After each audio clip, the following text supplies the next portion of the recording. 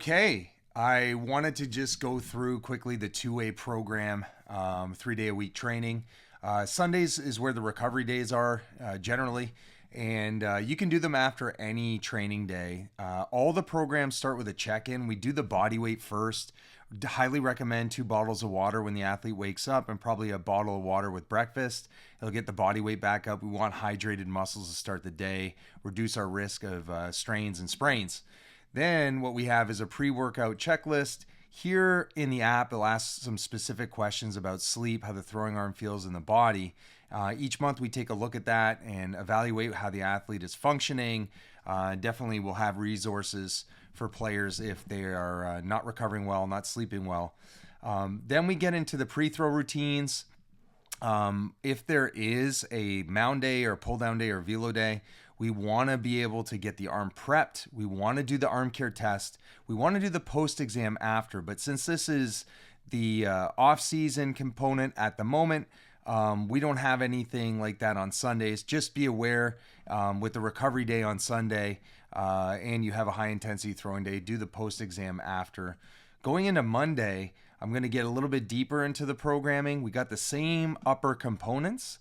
And then we have the pre-throw routine where we're getting active. There is a dynamic activation, getting the lower body ready. Then we got the throwing program scheduled, and afterwards we perform the arm care post exam, especially on mound or high intensity throwing days. The athlete would then just go to batting practice, work on the flows for batting practice, getting the body prepped prior to taking swings. It really just gets the body activated, feeling loose. So you have better practice. And then we have a speed, agility, quickness training session. We want to do the high speed work before we lift. When we get to lifts, we got a pre-training flow to get the body ready for the total body workout. Now you can scale the sets and reps if necessary, especially if you're under a time crunch.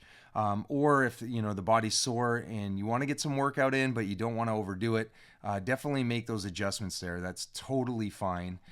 The other thing too is at the end of these training sessions, we have arm biking, which I highly recommend, especially after mound days to get blood back in the arm.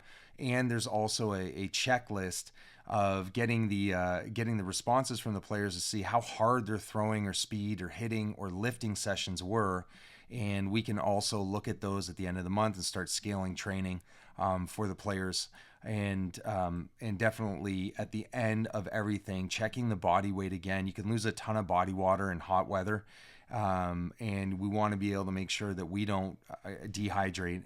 It sets the body up for poor growth and muscle lean mass development, but also adds to risk.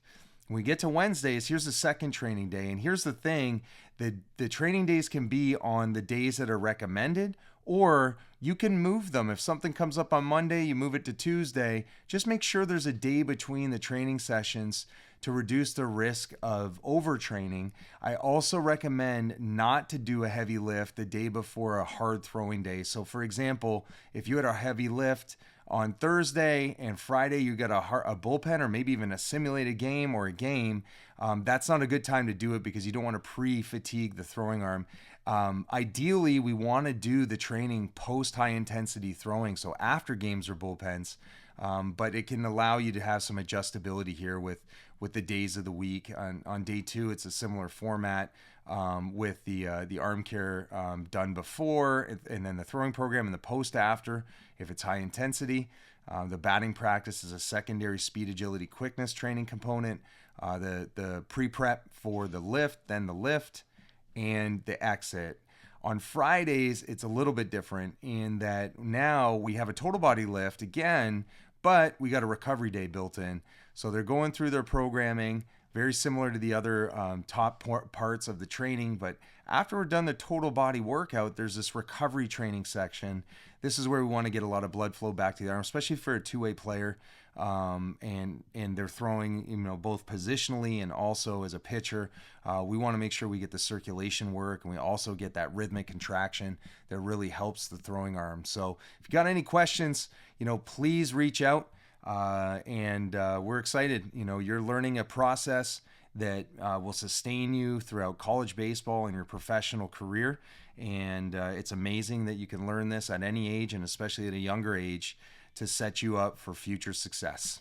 Thanks.